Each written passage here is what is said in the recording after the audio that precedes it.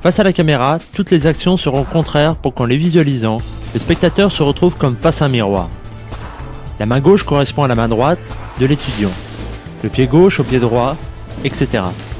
De profil, ces actions sont à nouveau exécutées dans leur sens normal. Dans ce film, vous constaterez que certaines techniques se travaillent depuis une position naturelle et d'autres depuis la position de garde. Il est important de maîtriser notre discipline lorsque l'on est en garde parce qu'en situation de combat, on ne sera jamais aussi protégé que dans celle-ci. Il est cependant primordial, dans une situation de self-défense, de pouvoir démarrer sans avoir à passer par la garde. Il s'agit ici de bagarre et non de combat sportif. Ce qui veut dire que si les deux ne sont pas prévenus du départ de l'attaque de l'autre, il faut pouvoir commencer l'action depuis la position où l'on se trouve, sans avertir son antagoniste par des mouvements inutiles ou en passant par une garde. Par la suite, il faudra aussi savoir commencer les attaques depuis des positions aussi variées qu'assis, sur une banquette ou sur un fauteuil, ou couché dans un lit ou à même le sol.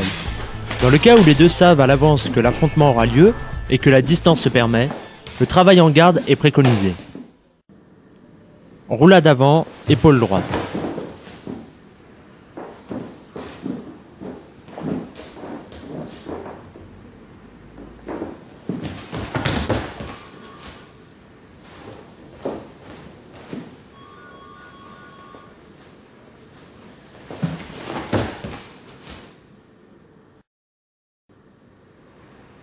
Roulade arrière, épaule gauche.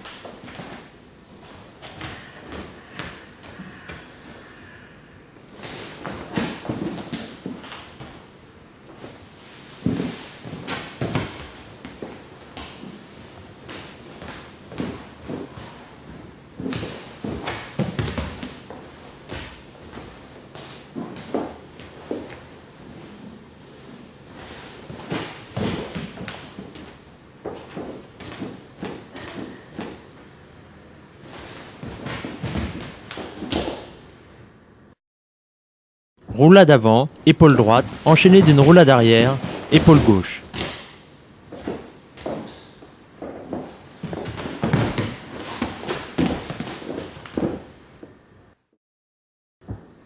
Lors d'une poussée violente dans une descente par exemple, de l'éjection d'une voiture en marche ou simplement en tombant d'une bicyclette, cette alternative peut s'avérer intéressante.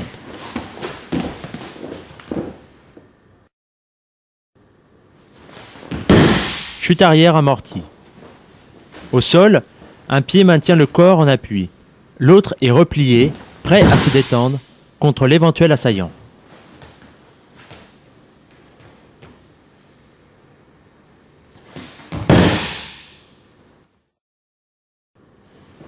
Chute avant, amortie en souplesse, par flexion des bras.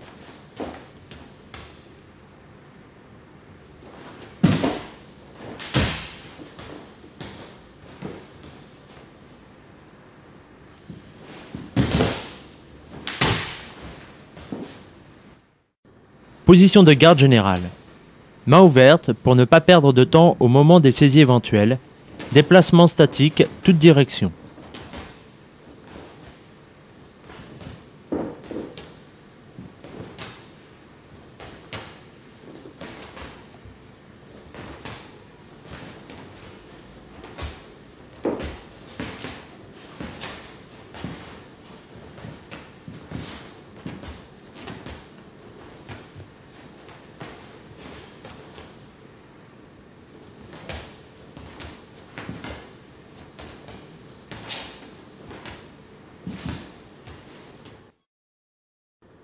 La garde.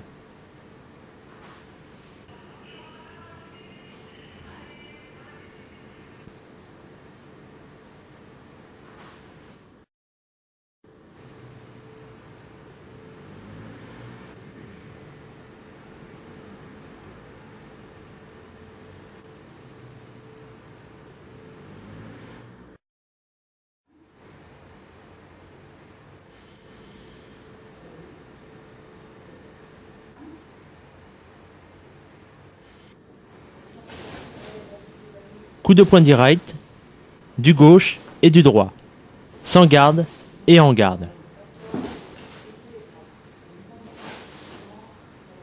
Sans la garde, il faut s'exercer à ne pas prévenir de l'attaque par des mouvements parasites ou crispations inutiles.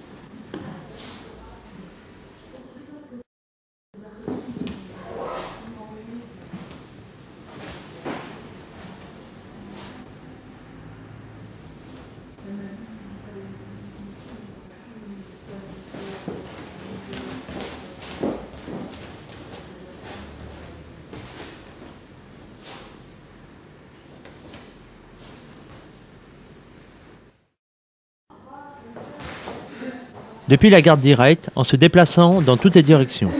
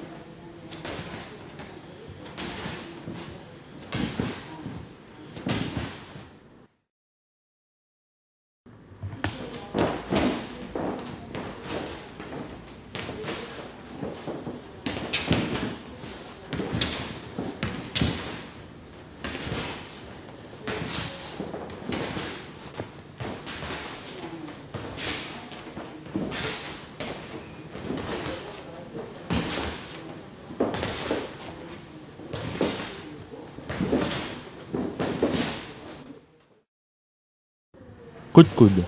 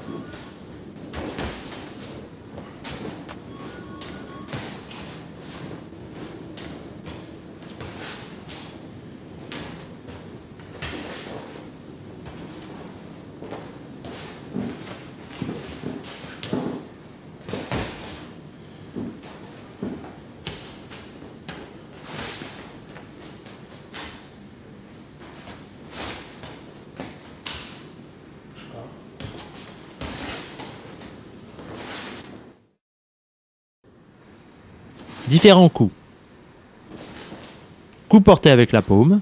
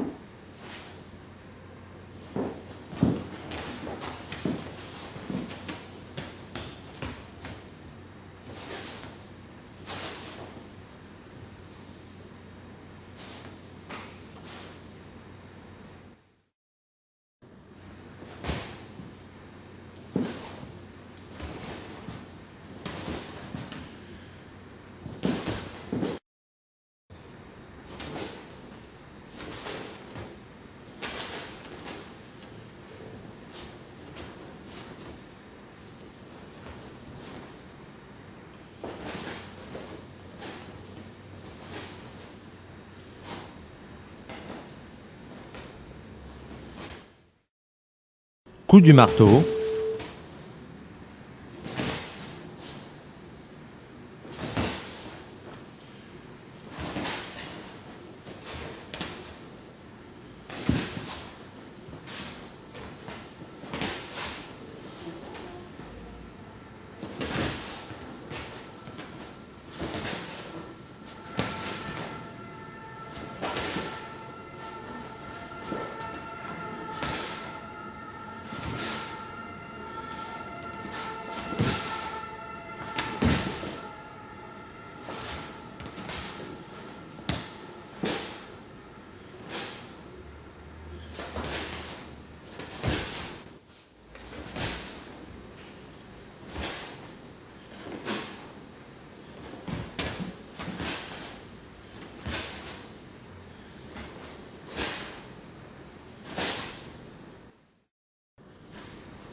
Arrêt de l'agresseur qui avance à l'aide d'un direct léger, porté avec la paume et les doigts en tentant de ne pas causer de gros dommages.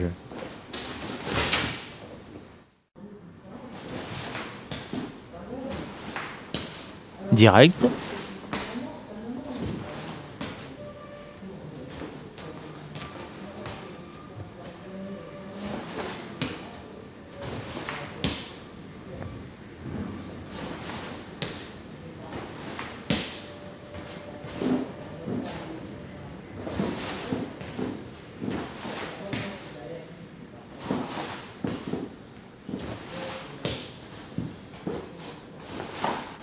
Avec partenaire.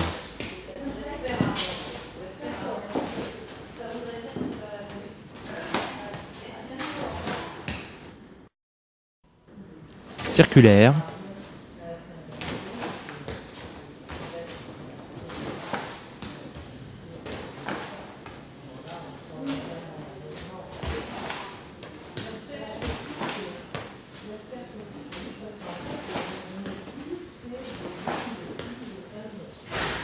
Avec partenaire.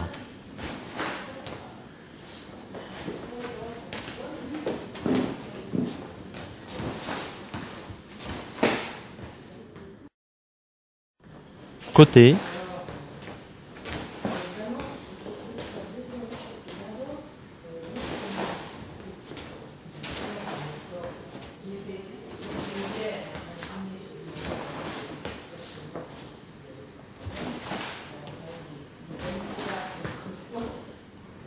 Avec partenaire.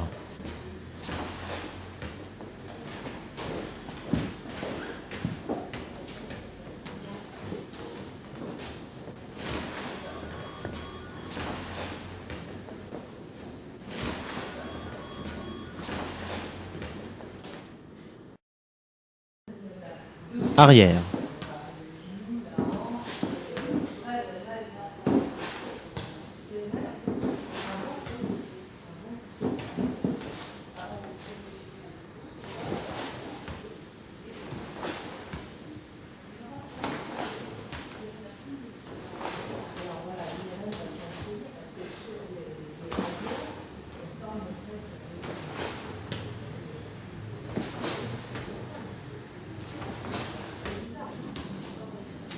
Avec partenaire.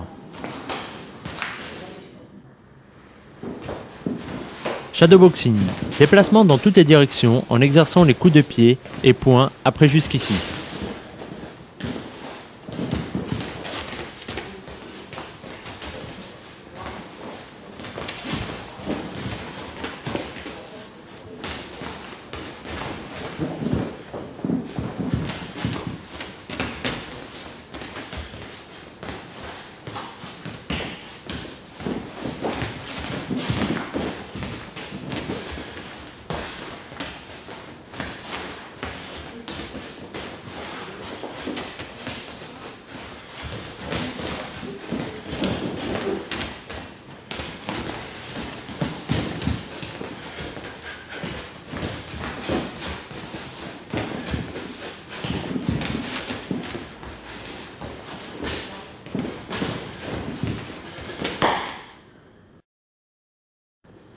Série enchaînée d'attaques pied-point. Série courte.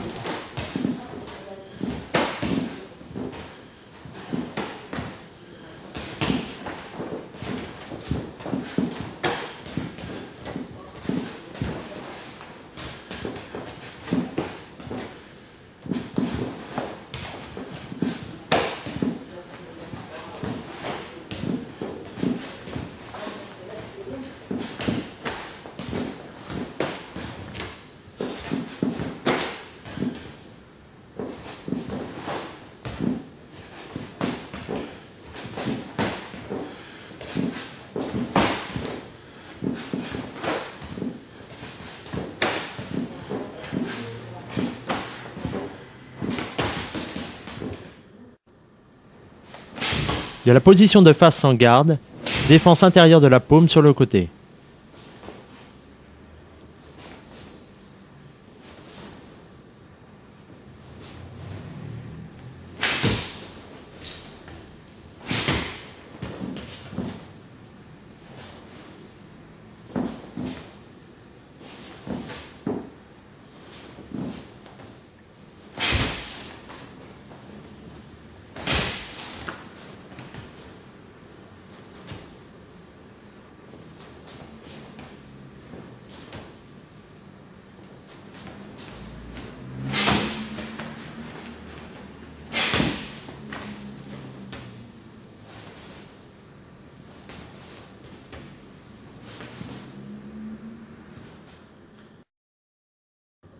Même défense depuis la position de garde.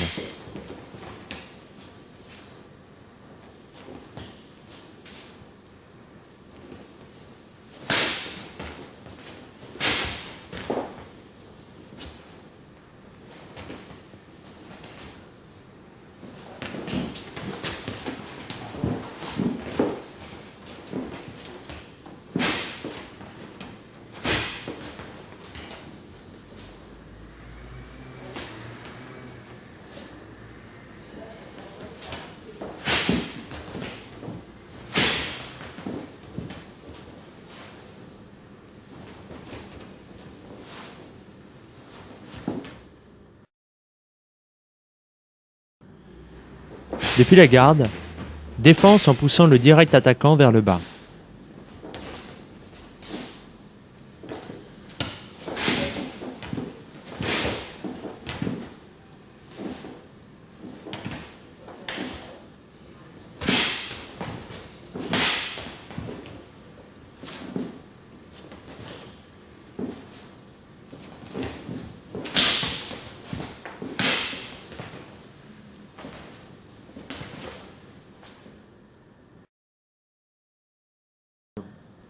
Différentes défenses. De la position de face, on recule d'un pas et de la jambe avant, coup de pied aux parties génitales ou autre endroit sensible.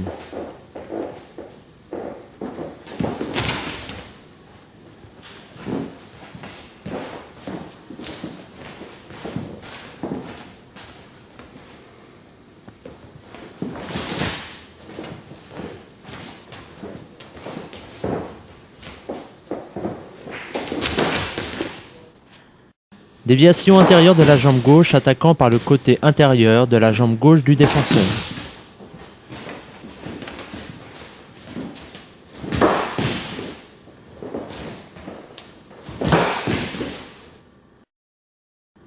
Défense du plat du pied avant contre coup de pied bas direct gauche ou droit.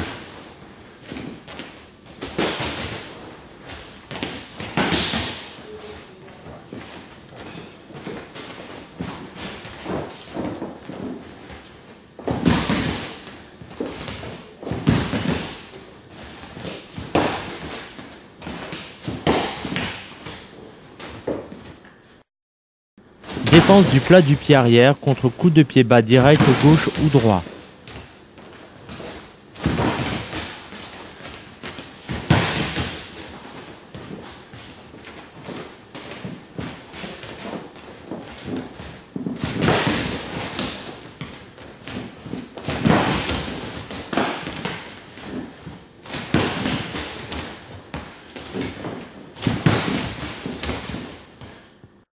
À courte distance contre-attaque circulaire, portée en 360 degrés, autour du défenseur.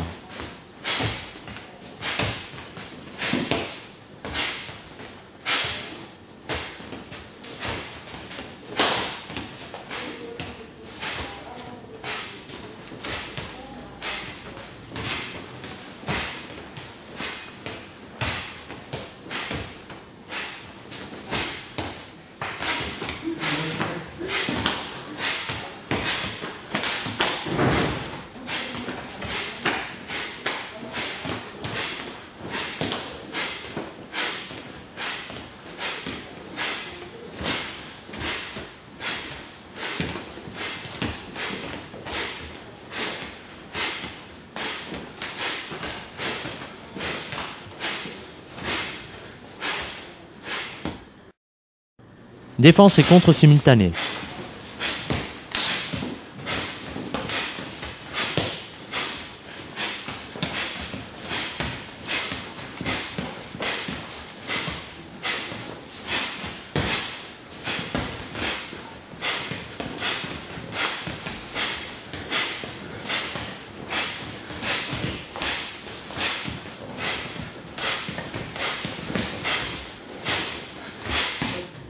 Utilisation d'objets à disposition, ici un trousseau de clés, permettant de désorienter l'agresseur.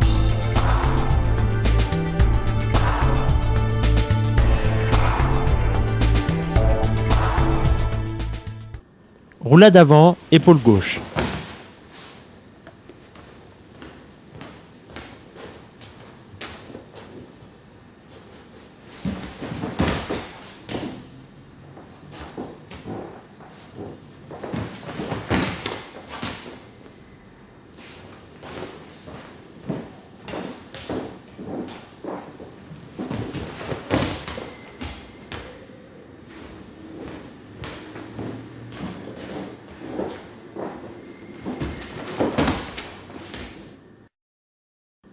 Roulade arrière, épaule droite.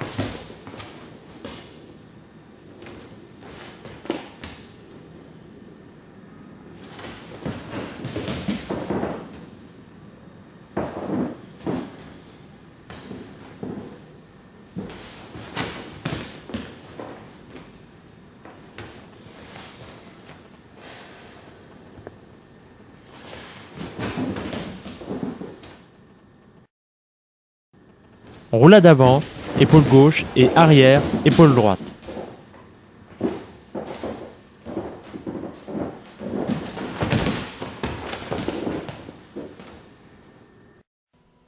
Chute vers l'arrière. Volte-face et amorti par flexion des bras.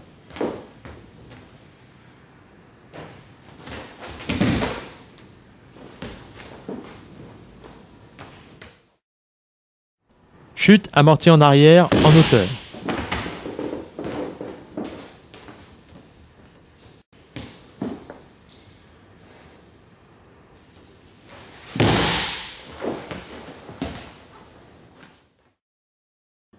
Chute amorti sur le côté en hauteur.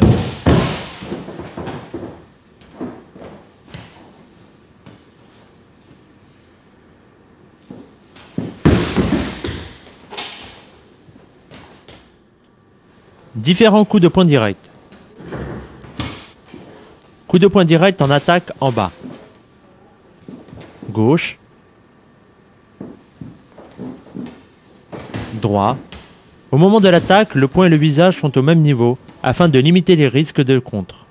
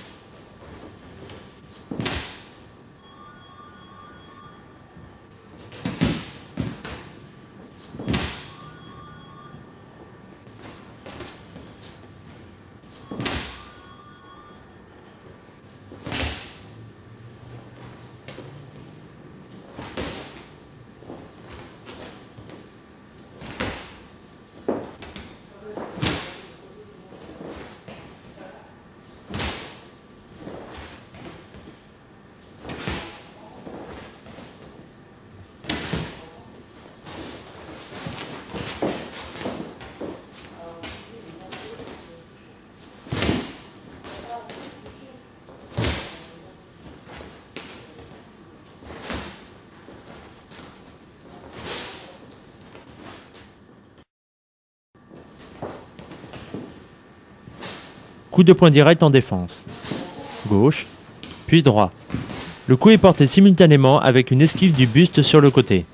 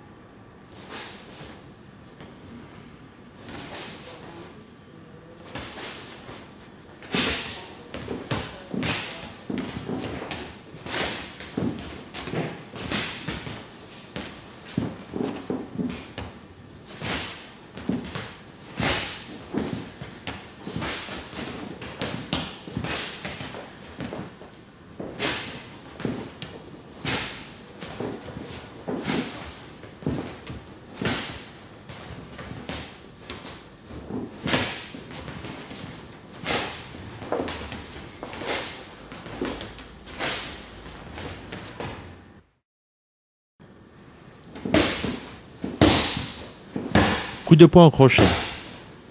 Crochet du droit au visage.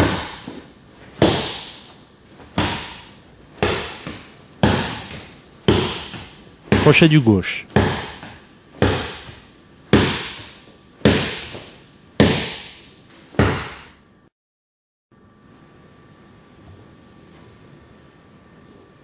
Avec partenaire, différents crochets portés au visage et au corps.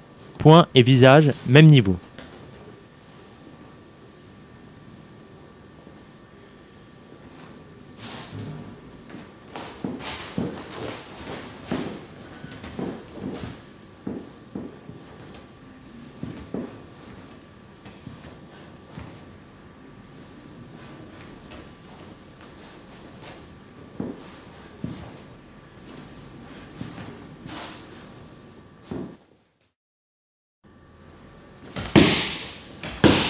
Uppercut. Coup de poing porté de bas en haut, avec l'aide de tout le corps, ainsi que tous les autres coups, pieds ou poings.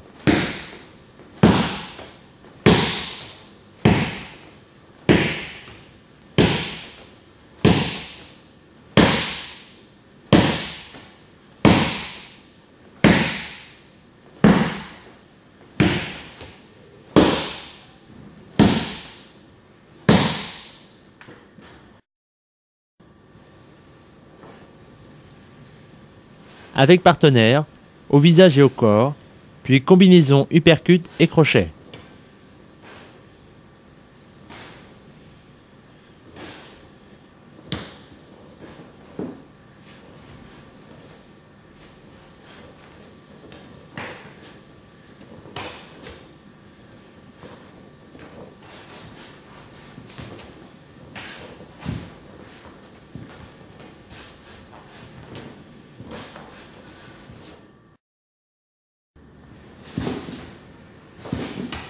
Coup du marteau. Niveau et direction différents.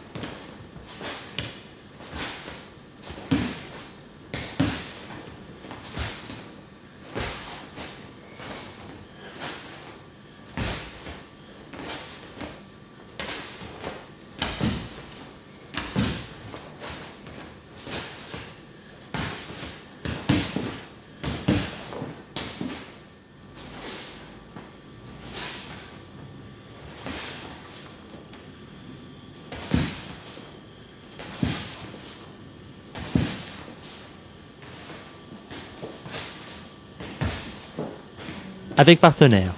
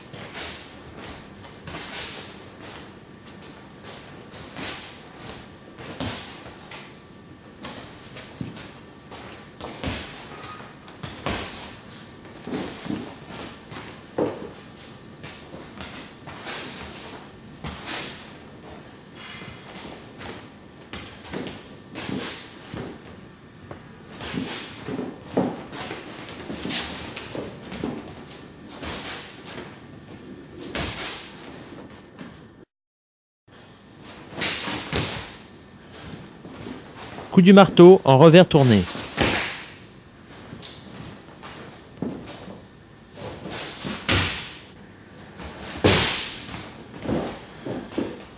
Le corps ne précède pas l'action du poing qui attaque. C'est au contraire celui-ci qui entraîne toute action en un mouvement d'un seul bloc.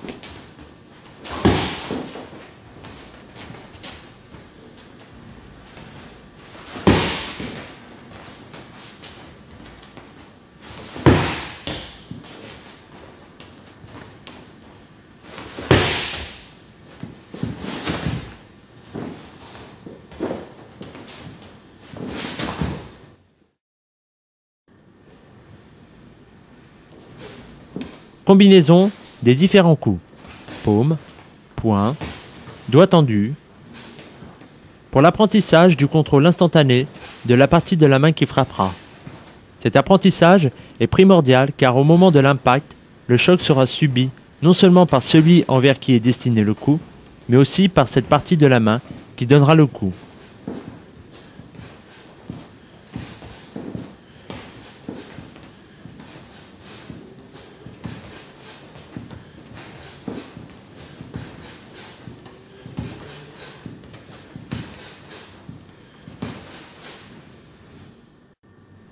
Avancer en pas chassé, un pas chasse l'autre.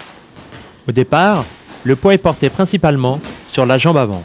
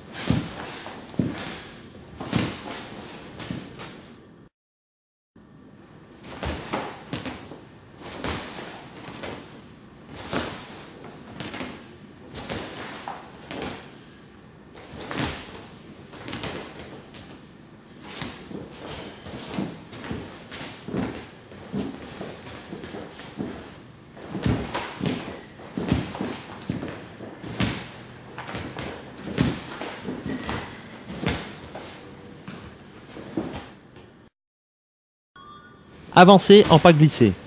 Au départ, le poids est principalement sur la jambe arrière qui pousse vers l'avant au moment où le coup de pied démarre.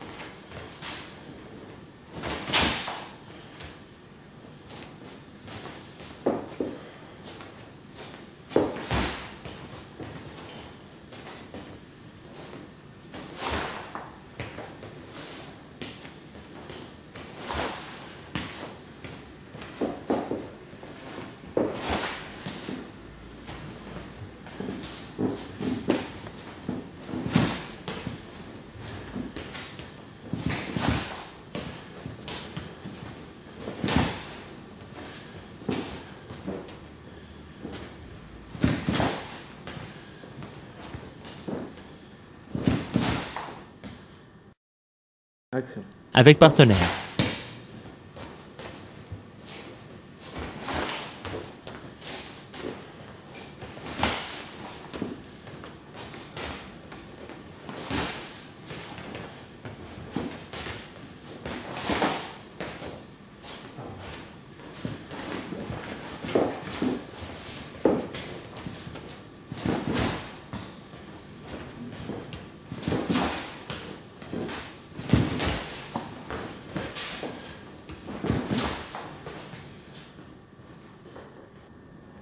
Quatre types de parades.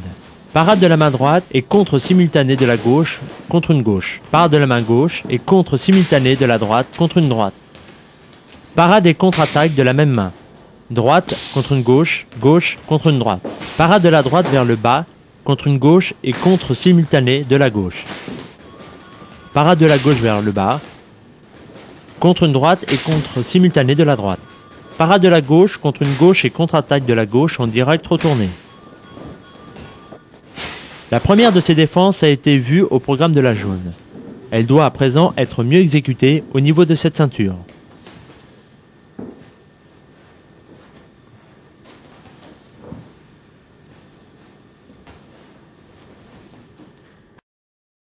Défense extérieure contre coup de poing direct. 3 types de parades courtes et 3 parades longues. Pour exécuter les parades longues, il faut avoir vu le coup du partenaire partir très tôt pour l'intercepter le plus proche possible de son démarrage. À la 7e parade, on fait passer le coup en l'accompagnant derrière la tête de l'avant-bras gauche replié vers l'arrière. La dernière défense est classique vers le haut. On peut encore gagner du temps en pliant le genou simultanément. On ajoute ainsi à celle du bras la vitesse du fléchissement des jambes.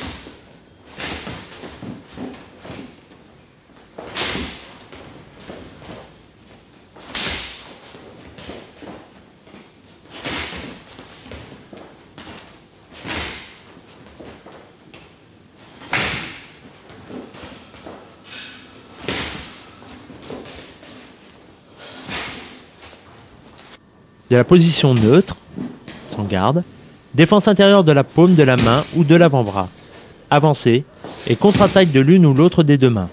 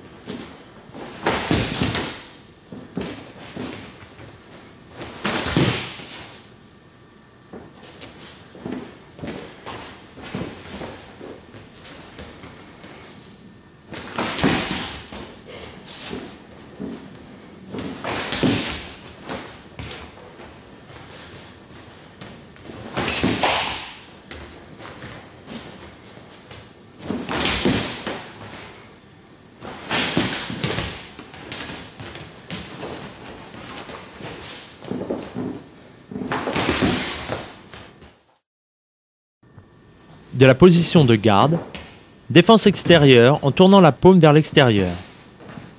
La déviation s'effectue avec la paume de la main ou l'intérieur de l'avant-bras. Au moment de la parade, avancez dans son sens opposé.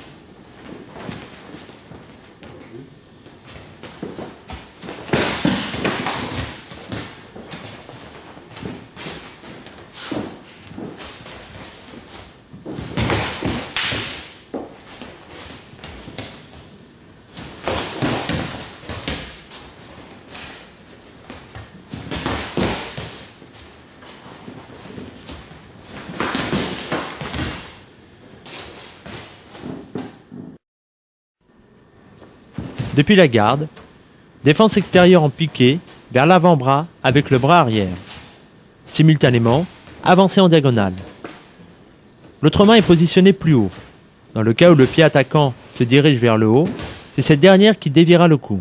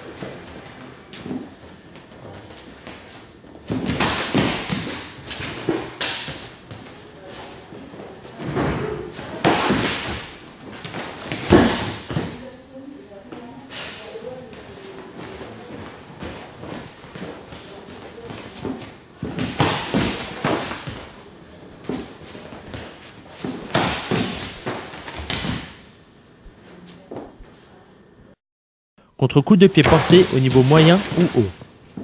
Les avant-bras sont à peu près verticaux et évitent un blocage en force au profit d'une déviation non traumatisante pour le défenseur.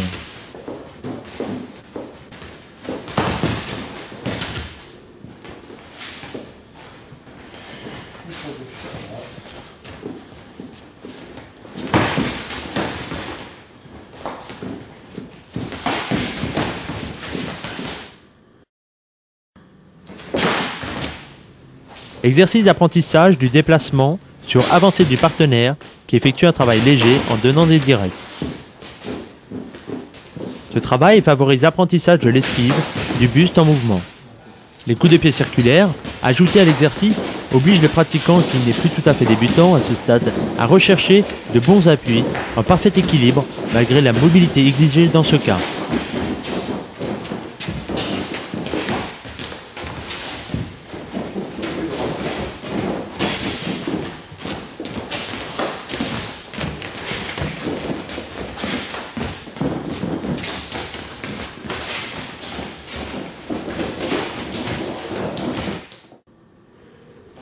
Dégagement des prises de main, la riposte devant être proportionnelle à l'attaque. Il est important de se dégager d'une prise de main sans avoir à frapper l'agresseur, s'il est possible de l'éviter. Dans le cas où le danger serait trop grand, le dégagement serait bien sûr largement facilité s'il était précédé de frappes correctement exécutées.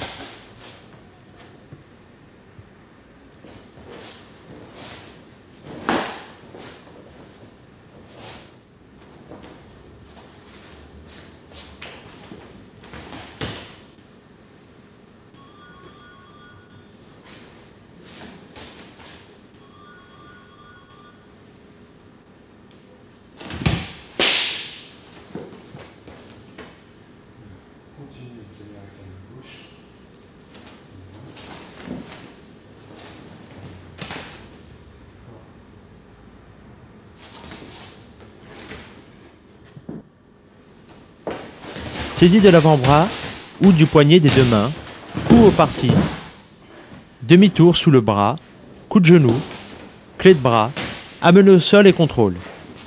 Si l'agresseur positionne son bras d'une manière qui rend plus difficile l'exécution de la clé, on devra s'adapter en contre-attaquant différemment, en pied-point par exemple.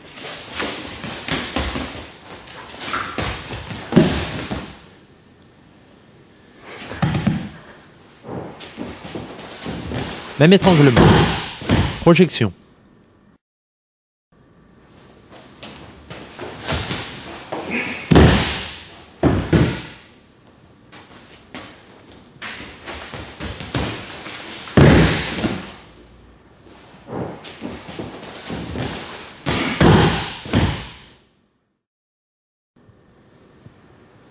Dégagement d'étranglement avant. Retraite d'un pas en levant un bras et contre-attaque du même bras. L'épaule du bras levé créera un levier en se rapprochant de l'oreille. Ce levier favorisera le relâchement de la prise à la gorge.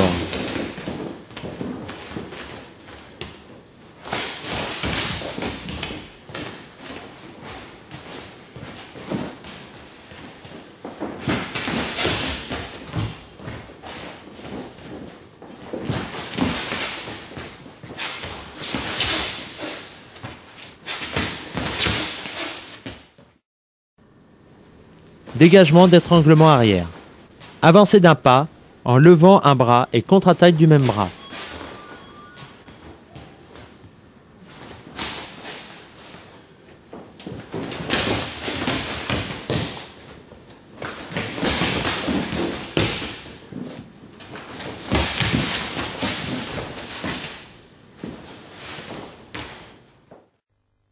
Krav Maga veut dire Krav, combat, Maga, contact, combat rapproché. En fait, le Krav Maga, c'est pas un art martial en plus.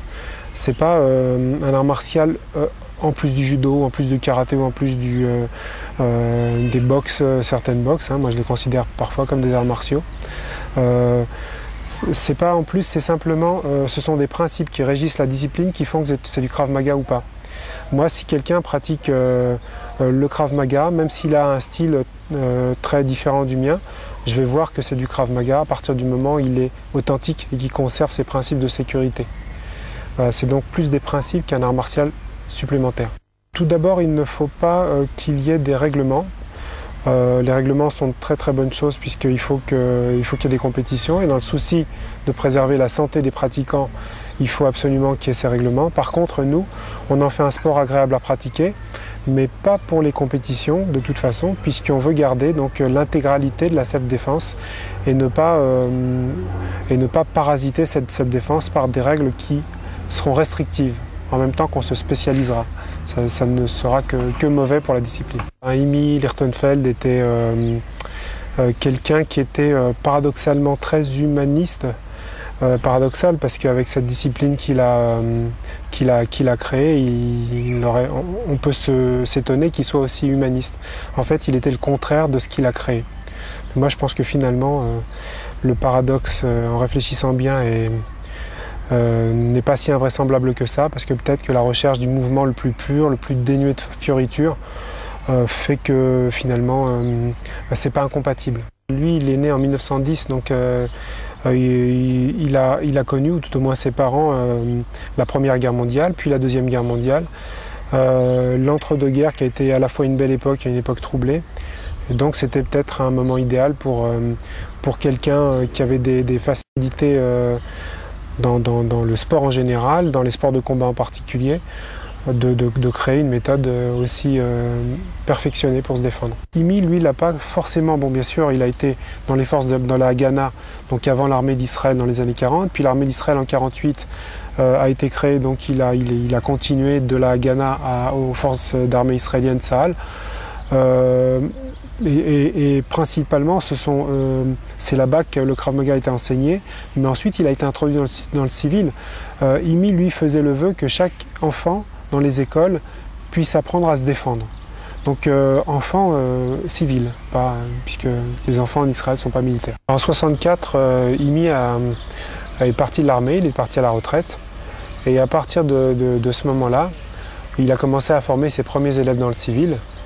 Élèves qui ont assuré la pérennité dans le civil et l'expansion du Krav Maga au départ petit à petit. Puis ensuite, par exemple, aux États-Unis, ça a été introduit par Darren Levine. En France et en Europe, c'est moi qui l'ai introduit. Au Brésil, quelqu'un qui s'appelle Kobe qui donne des cours là-bas et qui peu à peu forme des enseignants qui continuent à donner des cours. Dégagement d'étranglement de face. Crochetage en diagonale des mains de l'adversaire et coups de pied ou coups de genou.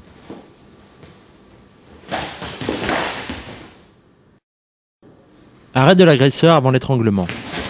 Doigt tendu vers les yeux ou la gorge ou coup porté avec la paume, comme vu précédemment, occasionnant un danger moindre.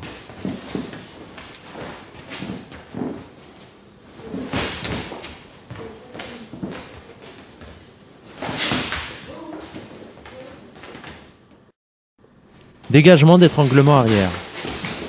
L'agresseur peut aussi tirer sa victime vers lui, accroissant la difficulté d'un dégagement en bon équilibre. Projetage vers le bas, des mains de l'adversaire tout en reculant en diagonale en arrière. Attaque de la main aux parties génitales et du coude au visage. Demi-tour et suite possible.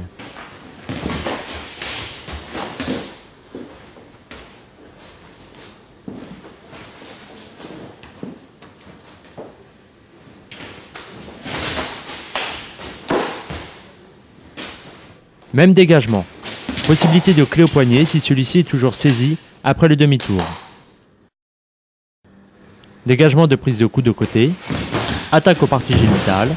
Pression des doigts aux points sensibles du visage et dégagement de l'agresseur vers l'arrière.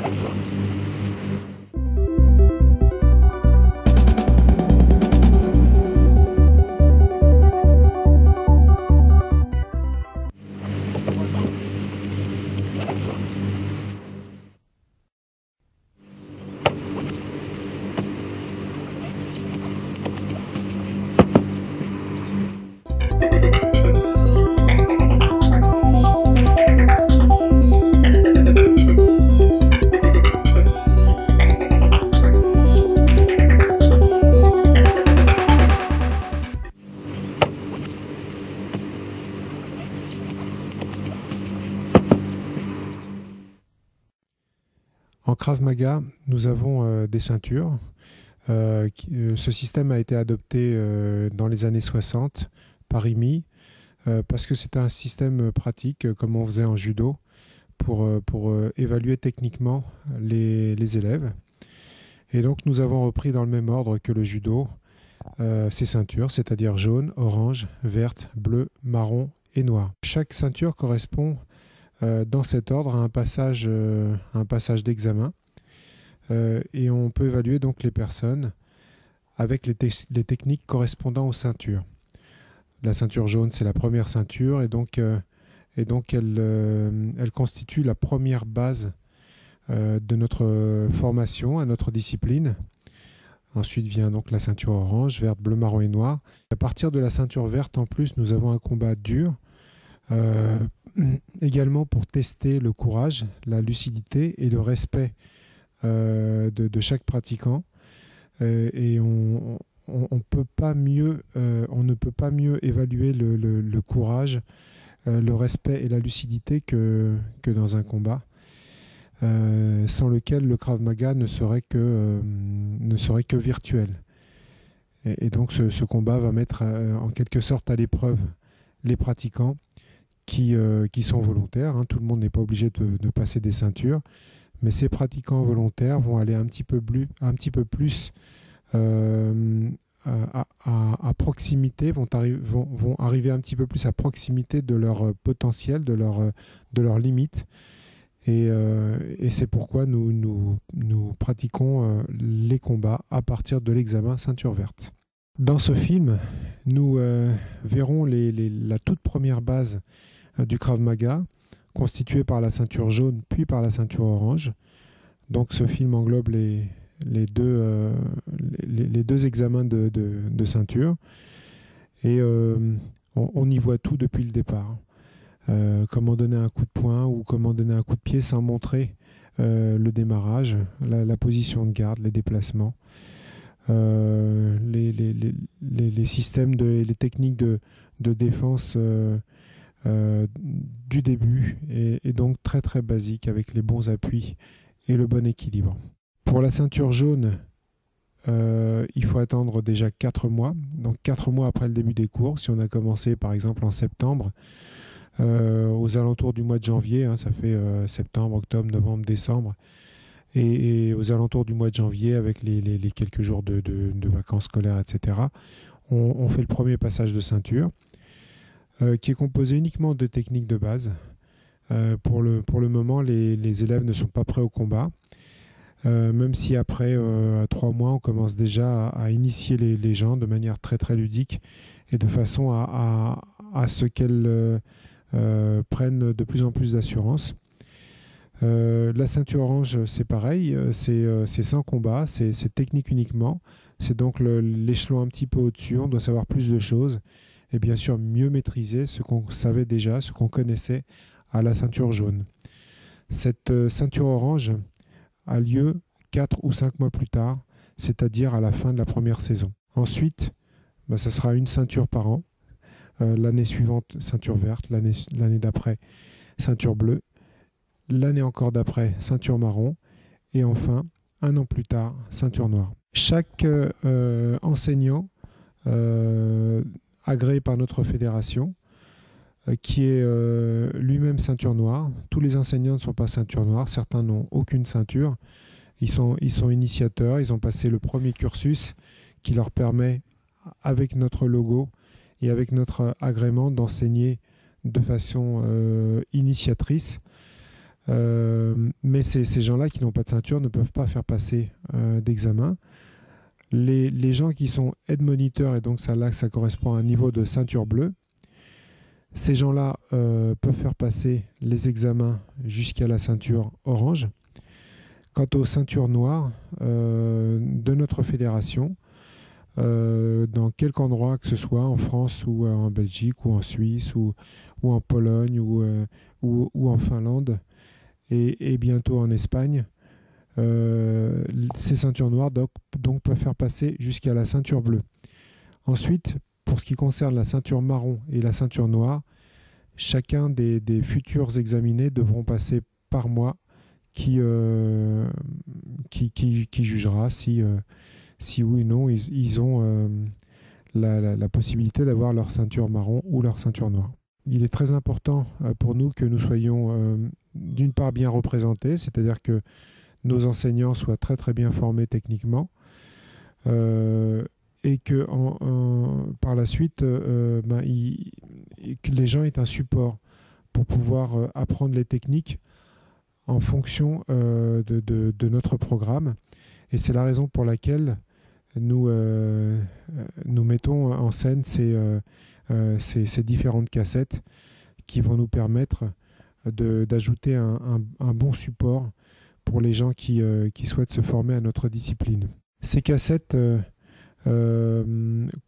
comportent des techniques qui parfois ont été vues dans d'autres cassettes auparavant, mais on les a quand même réalisées. On est quand même en passe de réaliser toutes les cassettes des différentes ceintures pour la raison que nous avons une très très grosse demande de programmes par ceinture.